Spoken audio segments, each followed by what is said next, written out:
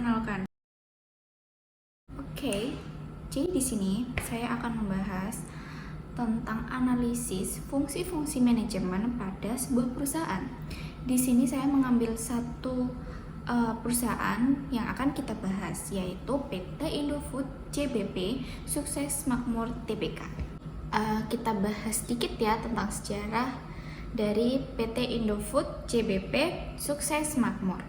Ya, jadi gini, saat didirikan pada 1990, nama pertama perusahaan ini adalah PT Panganjaya Intikusuma. Dan kemudian nama perusahaan ini berubah pada tahun 1994, yaitu menjadi PT Indofood Sukses Makmur. Ya, didasarkan pada keputusan rapat umum luar biasa pada para pemegang saham.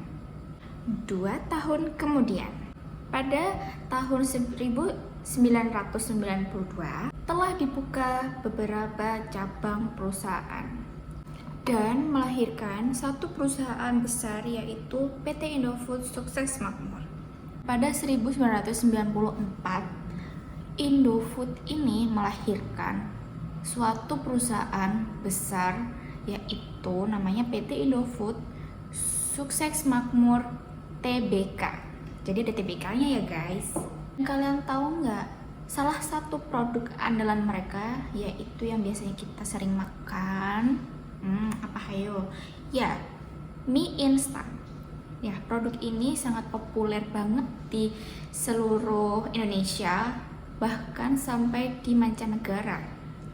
PT Indofood ini sekarang memiliki cabang-cabang, yaitu berada di pertama dari Medan, Pekanbaru, Surabaya, Palembang, Pontianak, Manado, dan tentunya Jakarta. Selain untuk memastikan masyarakat Indonesia dapat mengenal produk-produk baru dari Indofood ini, pembukaan anak cabang pada daerah-daerah kaya Indofood untuk pemerataan pada tenaga kerja lokal. Ya, ini cukup membantu sekali sih untuk pemerintah. Kan pada anggaran dasar perusahaan, ruang lingkup pada ICB terdiri dari ada produk mie, penyedap, lainnya ada transportasi, gudangan, dan pendingin. Kemudian ada jasa manajemen serta penelitian dan pengembangan. Itu baik banget produk-produk mereka yang terpercaya, bahkan ya sesuai banget sama selera Indonesia, dan bahkan bisa sampai ke mancanegara. Nah, sekarang kita membahas tentang apa sih analisis fungsi-fungsi manajemen pada perusahaan. Yang pertama, bagaimana sih proses perencanaan yang ditetapkan oleh perusahaan pada visi misi, tujuan, ataupun sasaran pada perusahaan? Mari kita bahas. Ya, saya akan melanjutkan lagi. Oke, yang pertama, visi misi adalah visi misi yang ditujukan oleh PT Indofood. Ya, visi misi yang ditujukan oleh PT Indofood Sukses Makmur Tbk ini. Oke, visi misi yang ditujukan oleh PT Indofood Sukses Makmur ini yaitu realistik, spesifik, dan meyakinkan. Ya, hal ini merupakan nilai dari perusahaan, kemudian arah dan tujuan dari masa depan perusahaan, dan juga penggambaran dari citra perusahaan itu sendiri. Menjelaskan lebih detail lagi, sedikit lebih detail tentang menetapkan arah dan tujuan ataupun target bisnis yang dibangun oleh PT Indofood. Ya, menetapkan arahan, tujuan, dan target bisnis yang pertama ini ada pada perusahaan Indofood. Ya, Indofood bermaksud dan berupaya untuk menjadikan perusahaan ini dapat memenuhi kebutuhan pangan seperti produk yang bermutu, kualitas, aman untuk dikonsumsi, dan menjadi pimpinan di industri pangan. Kurang keren apa coba? Ini masih pertama. Penetapan yang kedua, memberi solusi atas kebutuhan pangan serta berkelanjutan, senantiasa meningkatkan kompetensi karyawan, tingkat produksi, berikan kontribusi bagi karyawan, juga memberikan kontribusi bagi kesejahteraan masyarakat dan lingkungan secara berkelanjutan. Adapun meningkatkan stakeholder value secara berkesinambungan. Selanjutnya, menyusun strategi untuk tercapainya suatu tujuan pada perusahaan. Production planning atau perencanaan produk secara yang digunakan SAP Indofood. Cakupan perusahaan untuk meningkatkan pasar yang ada. Peningkatan pasar ke depannya membuat enterprise resource planning merupakan faktor penting dalam kesuksesan perusahaan. Hai, hari ini saya dengan look yang berbeda karena saya lagi di luar kota. Saya akan melanjutkan penjelasan yang kemarin yang sudah kita bahas, yaitu perencanaan dari fungsi manajemen pada perusahaan Indofood sukses makmur. Oke, kemarin kan saya sudah menjelaskan ada dua fungsi-fungsi yang sudah dijalankan dari Indofood, yaitu ada menetapkan arah tujuan dan target bisnis yang pertama. Yang kedua, menyusun strategi bisnis yang dilakukan oleh PT Indofood ini. Nah, sekarang saya akan melanjutkan yang hal ketiga, yaitu tentang menentukan sumber daya yang dibutuhkan atau yang bisa kita ambil dari lingkungan perusahaan. Jadi kita bisa memanfaatkan gitu. Menentukan sumber daya yang dibutuhkan, yaitu seperti mengoptimalkan sumber daya seperti karyawannya. Nah, PT Indofood ini memberikan suatu pelatihan agar lebih optimal dan mengunggulkan karyawan-karyawannya itu yang baik, yang berkualitas. Dengan pemberian pelatihan dengan kebutuhan yang memadai seperti kompetensi yang ada untuk setiap yang memiliki jabatan, mulai dari tingkat jabatan yang operatif seperti teknis hingga tingkat yang lebih tinggi seperti manajer, hingga jabatan yang lebih tinggi dan kompetensi manajerial dan leadership. Dan di sini saya memiliki beberapa data yang mungkin saya akan sedikit baca, dan juga membangun kemitraan perusahaan, bangun kemitraan yang saling mendukung dan strategis, kemudian sinergis juga. Dan poin keempat dari perencanaan pada PT ini yaitu menetapkan standar kesuksesan dalam mencapai tujuan. Yang pertama ada mendukung dan meningkatkan kesinambungan antara perusahaan dengan kualitas pekerja dan produk-produk yang dipasarkan. Perusahaan Indofood juga menetapkan manajemen sumber daya manusia sebagai salah satu strategi dan kunci untuk menuju kesuksesan kinerja. Jadi setiap karyawan juga memiliki kapasitas yang baik. Ini juga mau jadi kesejahteraan perusahaan, nggak cuma dari perusahaan yang sendiri, tapi juga memiliki kualitas dari bangsanya. Jadi kalau misalkan karyawan atau staf-staf yang sudah berkualitas, pasti untuk menangani setiap masalah yang ada di dalam perusahaan maupun di pabrik, di produksi dan manajemennya juga pasti sangat bagus gitu, sangat lebih berpengalaman kan, jadi lebih aware. Selanjutnya Di sini perusahaan juga sudah membuat suatu visi misi, tujuan dan sasarannya. Yang saya akan jelaskan sedikit tentang visi misi yang mereka buat dari adanya proses perencanaan. Ya, saya akan bacakan beberapa rumusan isyarat mereka dalam membuat visi misi mereka ini. Yang pertama, visi berorientasi ke masa depan untuk jangka panjang waktu. Kedua, menunjukkan keyakinan masa depan yang jauh lebih baik sesuai dengan norma dan harapan masyarakat. Ya, ini bagus banget sih, karena kesejahteraan itu nggak hanya untuk jangka pendek, tapi untuk jangka panjang. Setelahnya mereka bekerja di sini, di perusahaan ini, mereka harus membuat citra yang baik di luar gitu. Kemudian ada visi dan misi harus mencerminkan dorongan yang kuat akan tumbuhnya inspirasi, semangat, dan komitmen sebagai stakeholder.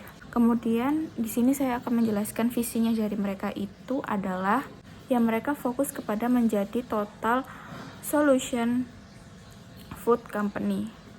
Ya, ini memang jelas sekali karena produk-produk yang mereka jual itu kebanyakan dari makanan ya. Kemudian misi yang mereka buat untuk terus meningkatkan kualitas yang ada di dalam pabriknya, mereka selalu menggunakan teknologi terbaru, yaitu mempermudah untuk mereka memproduksi suatu barang, juga terus meningkatkan stakeholder value-nya mereka juga. Nah, di sini untuk memastikan kesediaan produk yang dijual oleh Indofood ini nggak hanya di lokal aja, tapi dia juga memasarkan produk ini sudah sampai internasional gitu. Bahkan orang Indonesia pun bisa merasakan makanan-makanan mereka ini, nggak cuma di Indonesia, tapi mereka juga bisa ngerasain, dan orang luar pun juga bisa mencoba produk dari Indofood ini di luar negeri ya.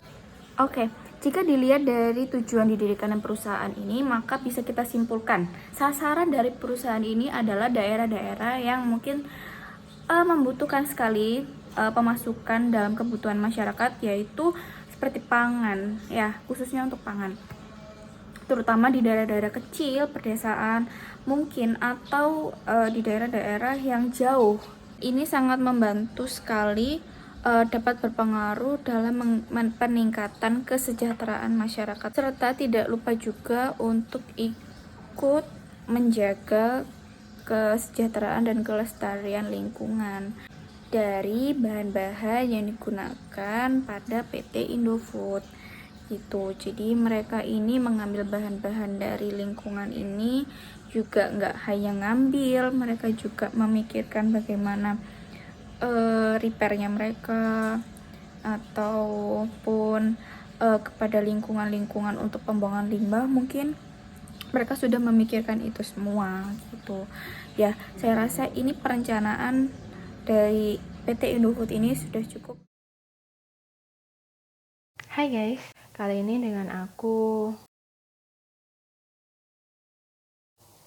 aku akan menjelaskan mengenai pengorganisasian.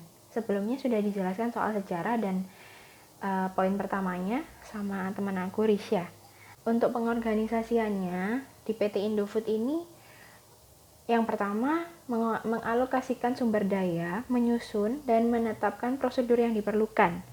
Nah, prosedur itu ada apa aja? Yang pertama, tahap mixing, pressing, slitting, trimming, cutting and folder, frying, cooling, packing, dan pemasaran produk. Untuk tahap yang kedua, kita memasuki ini untuk menetapkan struktur perusahaan dan tugas-tugas. Yang pertama, ada manajer umum, general manager, yang dimana tugasnya adalah memimpin, mengatur, membimbing, dan mengarahkan organisasi perusahaan untuk mencapai prestasi yang tinggi.